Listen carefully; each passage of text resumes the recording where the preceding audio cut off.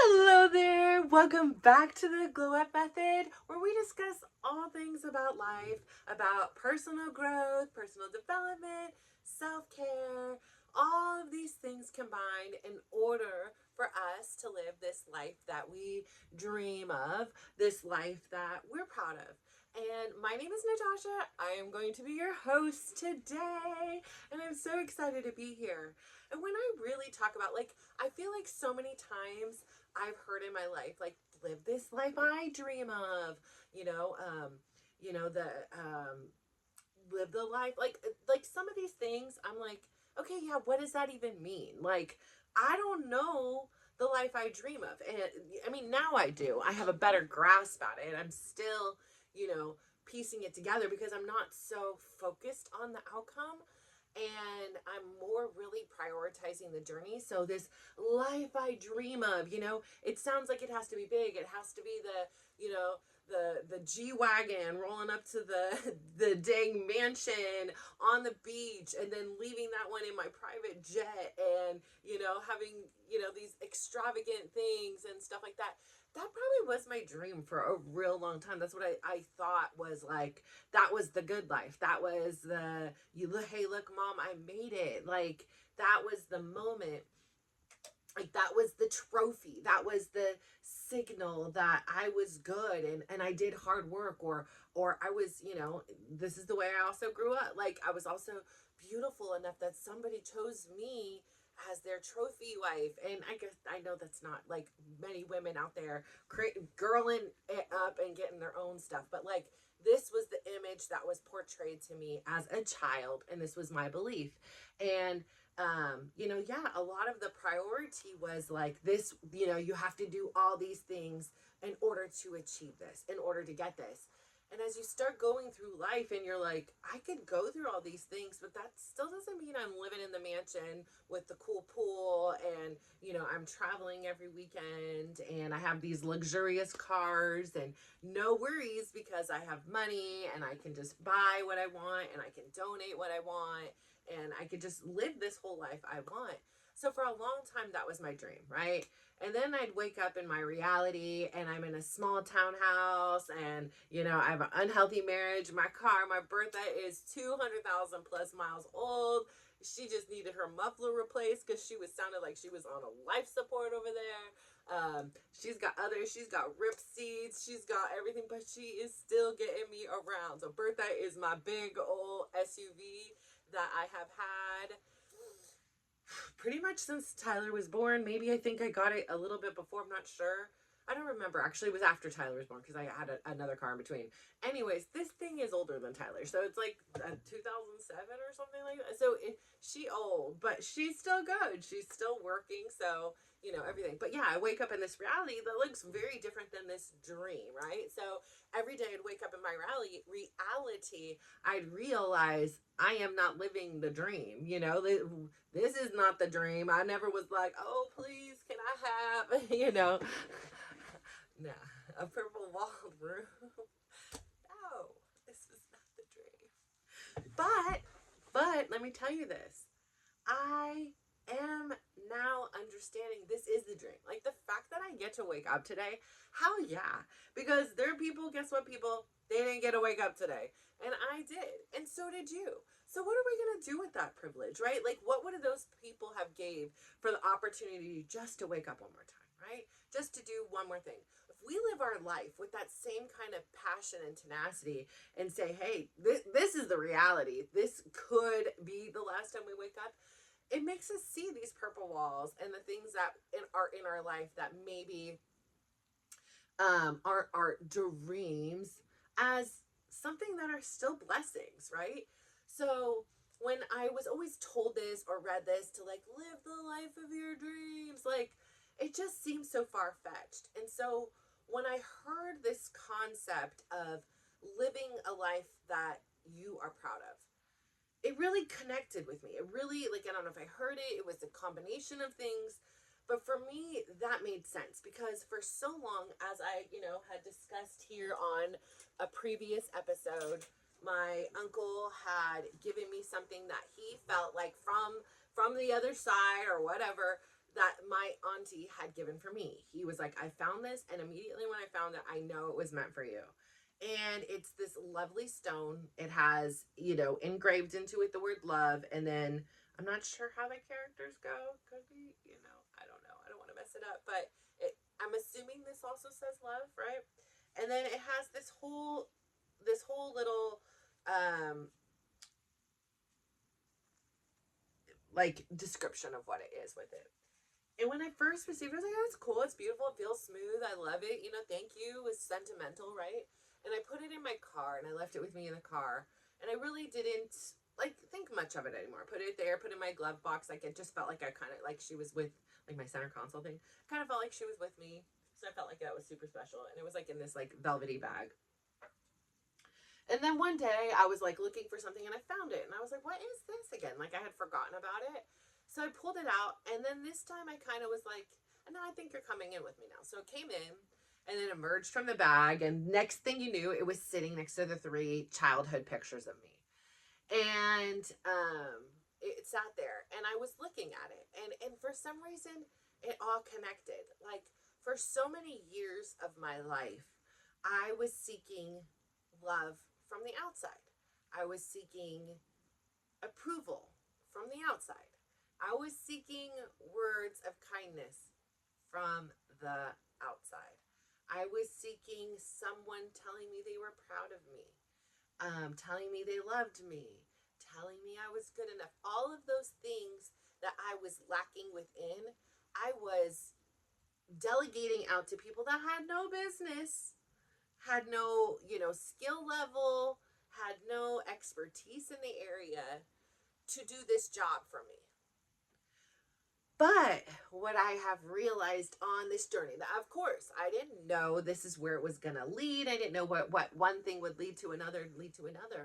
What I have discovered through starting with small actions, right? Small self-care, a lunch by myself that I felt worthy of. I mean, I still struggled. The other day, I not only had a free lunch and cake for my birthday, I struggled going to the restaurant and doing it on my own. Not because I didn't want to be by myself. No, no, no. I felt guilty that I wasn't including everybody in my family in the meal with me. And I really had to get over that, because I'm allowed to go and take care of myself. I mean, it's okay to go and eat a meal by myself. But then I'm like, oh, they might be hungry, or they might want this. And so really saying, that's okay. Today, I'm going to take care of myself. So it could be a small thing. And even though I have come so far, I still have days in which I have moments and thoughts that I struggle with. They come up. I'm not going to say they don't come up, but I now have the tools and a solution that aligns with me. It's like, no, I want to just go and have a peaceful, I don't want to talk. I don't want to do it. I just want to sit and observe and just enjoy a meal without any additional pressures or worries that I might get from somebody else being with me. And so I think it's really important to learn how to do the self-care. It's to become aware of the way in which you're speaking to yourself on the inside. We talked about this yesterday. I believe it was yesterday. And, I've said it on here multiple times. I had this big stance on anti-bullying. If anybody was being bullied, I'm like, let me know, I will say something. I have no problem in that. And what I realized why I was this such a strong advocate was because I was also such a strong perpetrator. I was absolutely self-abusing and bullying myself. And it allowed me to believe that when those actions happened to me externally, that was the norm. That was the usual, that was deserved, that was how I was supposed to interact with myself and how the world was supposed to interact with me. And what I have learned now by having this awareness that there is a peace, that there is a place in which I can talk to myself kindly. There is a place in which I can look at myself and say, wow, you're really pretty. Wow, you have come so far. I am allowed to celebrate me, has made me see the world so much differently. It has allowed me to first and foremost see the beauty in every situation, right? From really challenging ones to, great ones, but just instead of like having this bias to look at everything with a judgment or a negative set of eyes, I look at it with appreciation and gratitude and beauty and wonderment and curiosity. And those same things, it's like a theme that continues on. It starts from the inside, and then it starts building out to the people in your immediate circle, in your community, in your environment, and then beyond. And then you're in a place like this, right, where everybody is so supportive and kind and accepting and helpful of one another. And that is what fuels my fire. And, learning that took a while because, again, it was a default setting. It was a right-handed setting. I had somewhere in my brain had figured out that this was the way I was supposed to talk to myself, and this was the way I was supposed to accept this treatment of myself. And so one of the things that I've learned in this process is that my peace and my value is so crucial. And, utilizing things like the meditation. Today, again, I was just in a mood. I didn't want to hear a bunch of talking. I just wanted to do a sound meditation. And it was so freeing to not hear anything or have anything guide or influence me beyond my own thoughts. I just was just in peace and had those moments where I was together. And that's not to say things didn't pop in my mind and then come back out, but it was just a beautiful 5 minutes I gave to myself. And I think that experiencing peace in these small doses, like a meditation, a walk outside in nature, whatever it is, detoxing from your phones and electronics, whatever you can do to find your peace signals in your brain. It almost like rewires it, like, wait, what is this? I don't live in this peaceful estate. Like, this isn't a mythical unicorn. This could be a reality, if only even just for 5 minutes. And once you start feeling the love from the self-care, once you start feeling the worthiness, the deserving, the peace of the meditation, you start to see and experience how much more in control you are of your own self than it feels like, at least for me. And so I didn't know for so long what living the dream was, what this dream life was, all in pursuit of the dream. I really want to emphasize here, the importance is not the dream. Of course it's important to dream, absolutely, but the end goal, it's great, right? Like, it's fine. For me, the weight loss journey, it's been the process, it's been the journey, it's been the days where you feel like a struggle, and you're debating, you're negotiating. Do I do it? Do I not? Oh, I can just skip today. Oh, I can just skip tomorrow. You're having the negotiations, right? And then you find, where is my true northern light? Where is my true guiding compass here that is going to take me to this next level of life that I want to live? We know what's available over here behind door number one, right? I've lived behind door number one. I've experienced it. And quite honestly, I could go back at any time in some ways, right? I think I'd need some amnesia because I know now, like, what my worth is, and I can't unsee it. Just like I say, when my kids, when they're innocent and you never said a bad word, you're innocent, and then suddenly say a bad word, and now you can't unsay the bad words, right? Like when you watch a horror movie or something like that and you're a kid and you just can't unsee it. Like, innocence is in a way lost. And so in some ways, that innocence is lost. I cannot go back to the person who was less informed now that I am informed, and behave and accept and tolerate behavior that does not align with me and my worthiness, which is a big factor in why Chris and I are not together as a couple anymore, because we are so far off on our journeys, and the way in which he treats me, I am unable to tolerate anymore.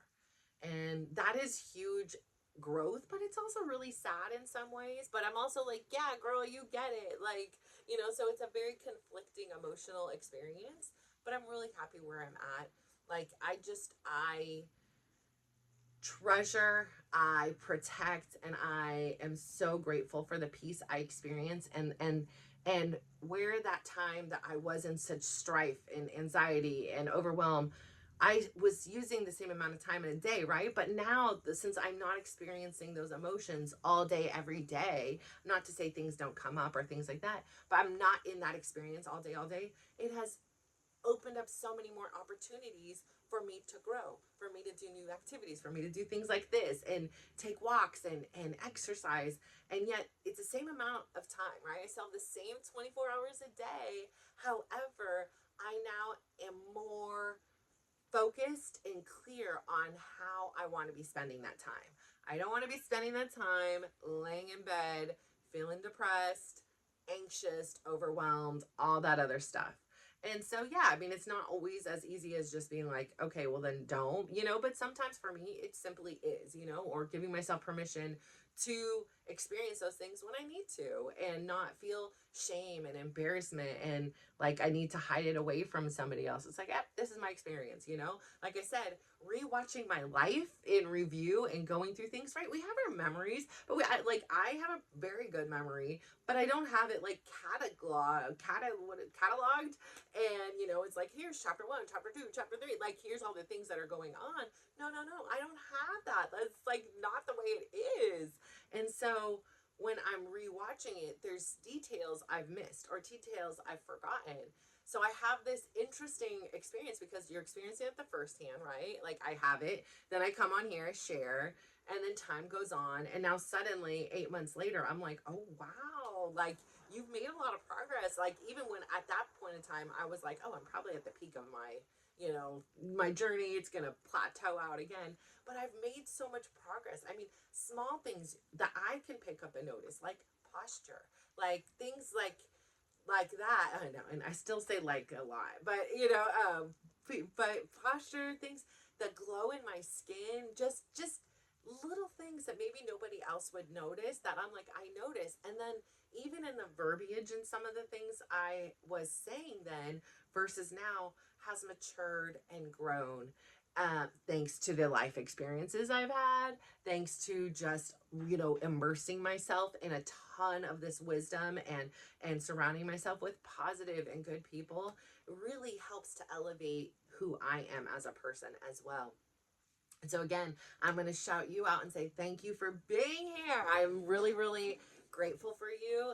And I'm grateful for you to have the courage. Like I say that all the time, it takes a lot of courage to start. And not only that, say you're already on your journey, it takes a ton of courage, discipline, and strength to keep going when you're not seeing immediate results, right? I go to the gym once, I go to the gym twice, I go to the gym 5 times, hop on that scale thinking, oh my gosh, I'm gonna have lost like 10 pounds. And I wouldn't have lost a pound, right?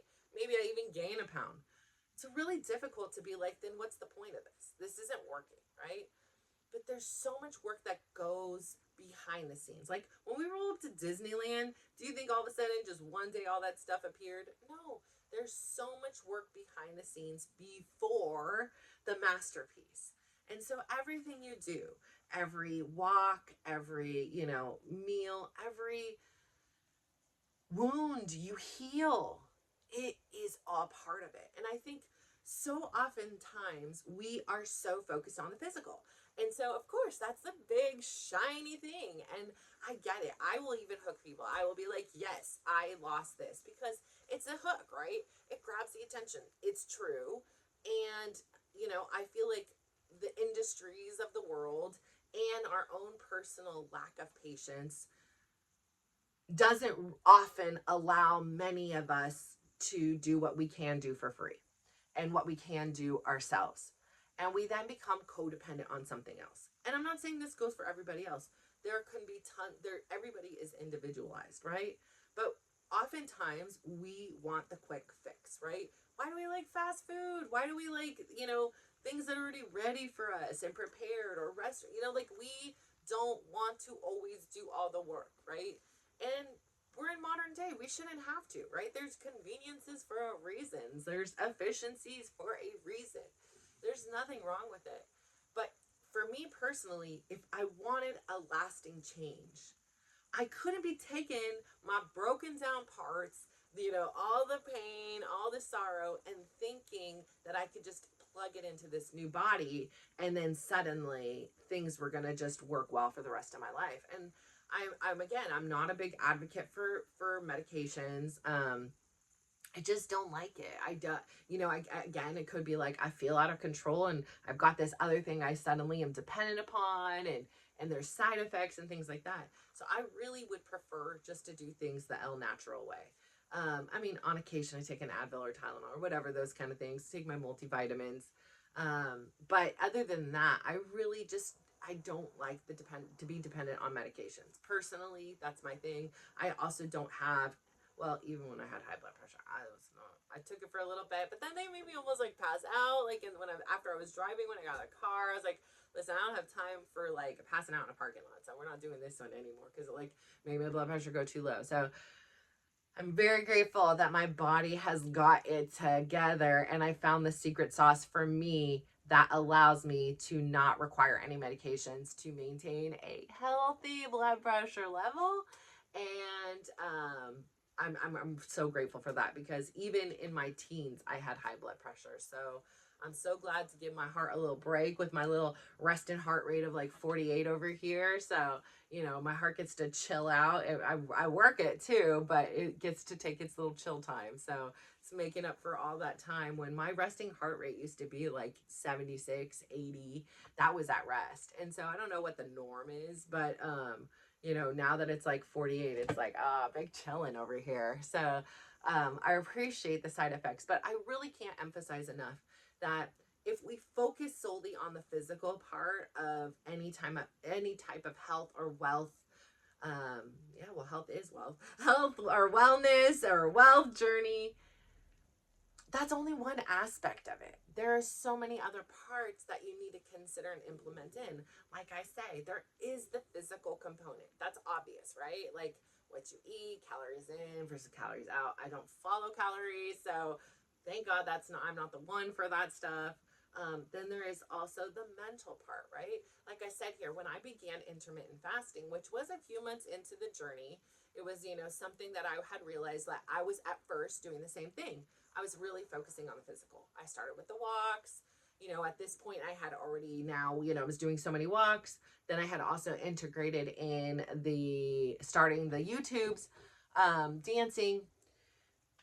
But I was seeing some results, but I wasn't seeing enough. And I was doing research and reading, and I was thinking, well, I'm hitting it from one spot, right? I'm doing the workouts, but there's also this whole diet component when, I'm coming off of a workout and eating a box of Oreos or a box of cookies, or actually I'm not a big box cookie. If I'm making a whole batch of chocolate chip cookies and throwing them down, if I'm doing all these things, yes, it may be good because I'm not adding more, because before I would just still eat the cookies. I just wasn't doing the working out. So now I was like, well, I'm doing the working out and I'm eating the cookies. So I think it's balancing each other out. And really, like I said, when I did the research, what I eat versus how long it takes to burn off, very, very different.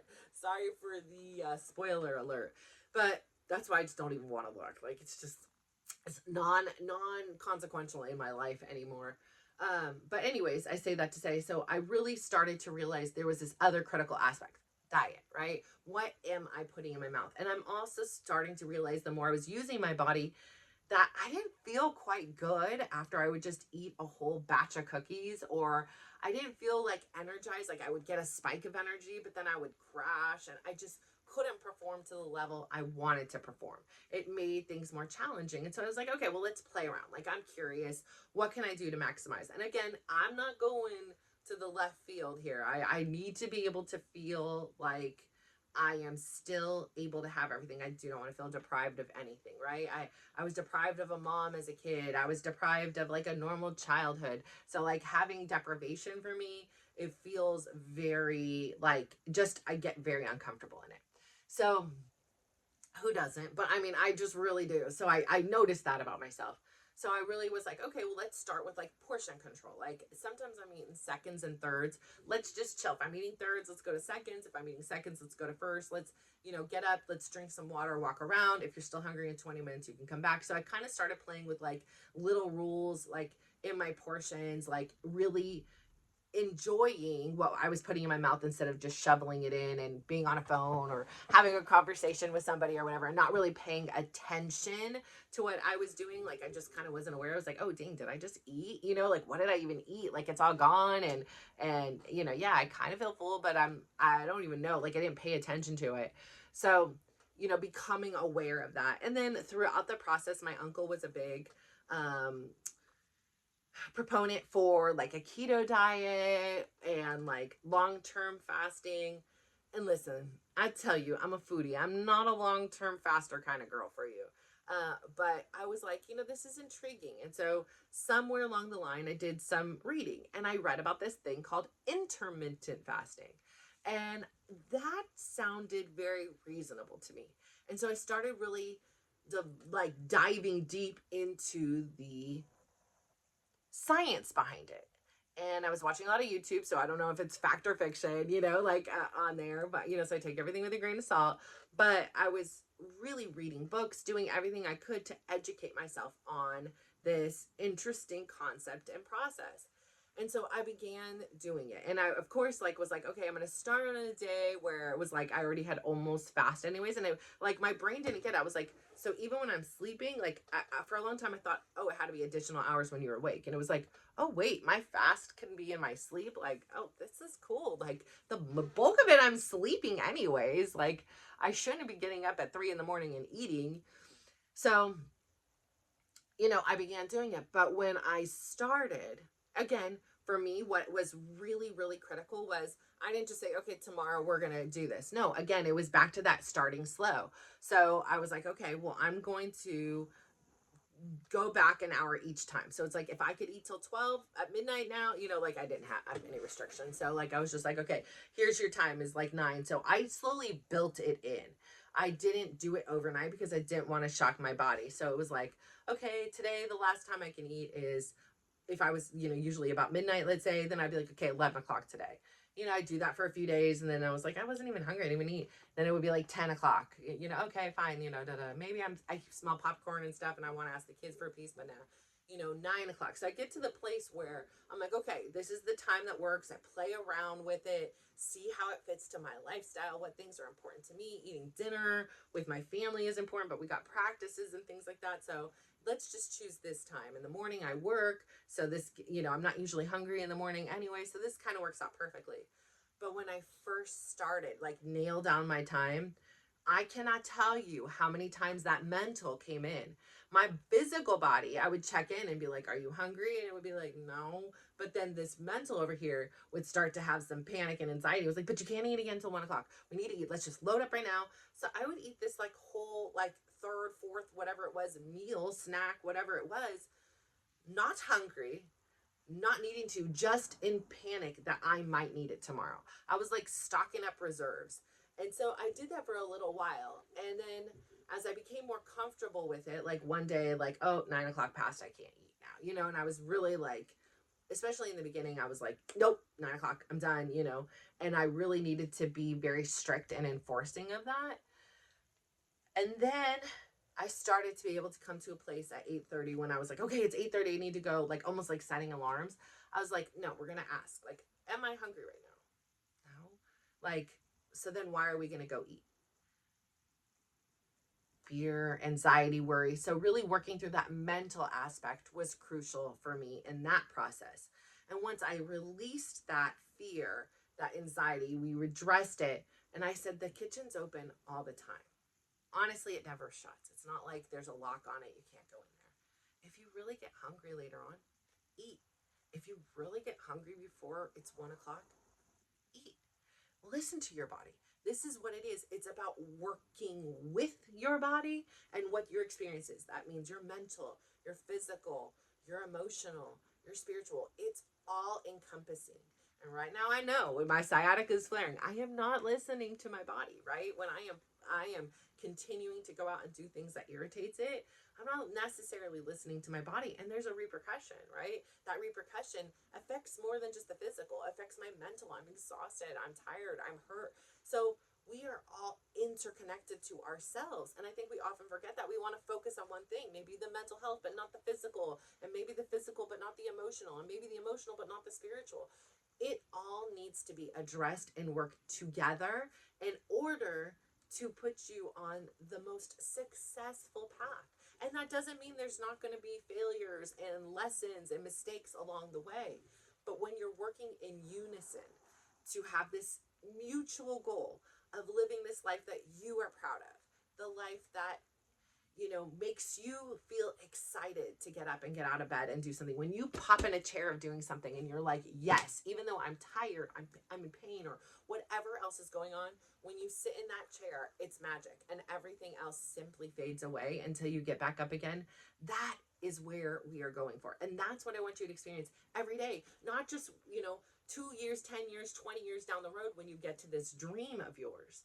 We are redefining what the dream is. We are recrafting, redesigning, throwing all those old ideas out the window and starting fresh. And you are the freaking artist here. So I say all that to say thank you so much for tuning in today. I am so excited you're here. I am so grateful for you. And I appreciate all the work that you're doing, not only on yourself and how it's just affecting other people. Like your kindness to you goes out in the world tenfold. So keep up the good work. I'm so proud of you. Go out there, give somebody a big smile, give them a compliment, and just watch how they glow up. And I cannot push this because it is dead.